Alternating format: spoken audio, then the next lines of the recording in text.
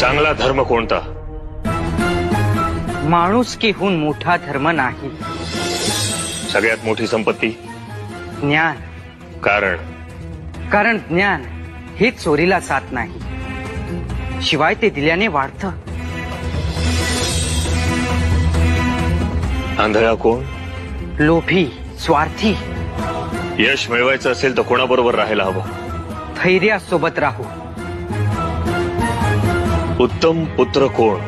जो आई वडिलांच्या आज्ञेत राहील तो.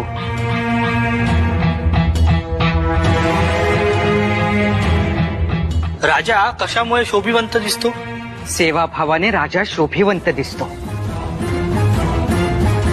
सत्य काय आहे? अदम्य विश्वास. भूतलावरील वाईट शब्द, तिरस्कार, द्वेष, अत्याचार आणि गुलामगिरी.